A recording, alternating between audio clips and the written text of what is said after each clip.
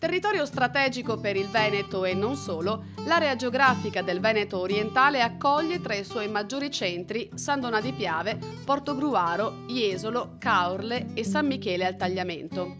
A dare un massiccio contributo alla nostra regione, sia in termini economici che di crescita socioculturale, sono soprattutto il fruttuoso entroterra vitivinicolo e le rinomate spiagge, che rappresentano il 50% del turismo veneto.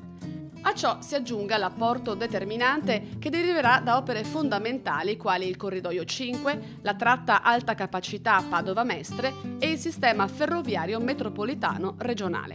È naturale che una forza politica territoriale come la Lega Nord si ponga con attenzione alla crescita armonica di questo lato di Veneto, tenendo conto che ci sono due realtà, portogruarese e sandonatese, che hanno storie ed obiettivi diversi.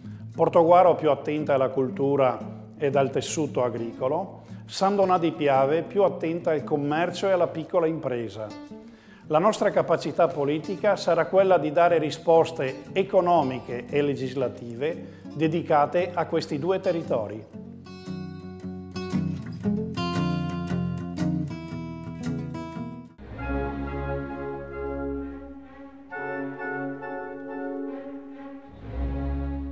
Un secco no alla costruzione di inceneritori nella Marca Trevigiana. È questa la posizione del gruppo consigliare della Liga Veneta, Lega Nord in Regione, che ha più volte ribadito la propria contrarietà alla realizzazione di termovalorizzatori nelle aree di Silea e Mogliano indicate da Unindustria. In Consiglio regionale è stata infatti votata una mozione presentata dai consiglieri del Carroccio volta a bloccare la fabbricazione di nuovi impianti nel territorio, almeno finché non sarà redatto il piano regionale per lo smaltimento dei rifiuti speciali o industriali a valenza pluriennale, che ha il compito di disciplinare la materia.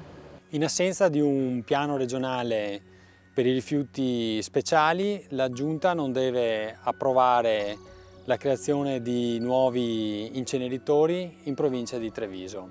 Un'industria vuol fare 2 inceneritori da 250.000 tonnellate, la provincia di Treviso ne produce soltanto 50.000. Questo significa che dovremmo importare rifiuti da altre regioni.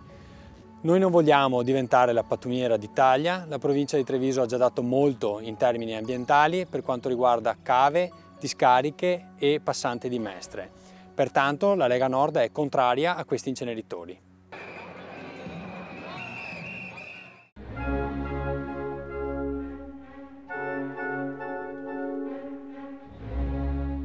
La legge regionale del 23 aprile 2004, numero 11, in materia di urbanistica e governo del territorio, ha avviato un radicale processo di cambiamento e di innovazione che riguarda le modalità e le procedure della pianificazione del territorio. La nuova legge urbanistica regionale, infatti, cambia approccio alle problematiche della pianificazione urbanistica.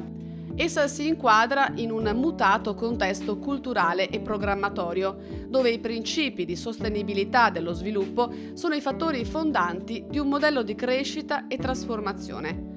Un modello che non erode, ma recupera il patrimonio di risorse ambientali e territoriali non riproducibili. Ripensare lo sviluppo urbanistico del Veneto. È questo l'obiettivo della Lega, che vuole puntare sulla qualità della vita per i veneti.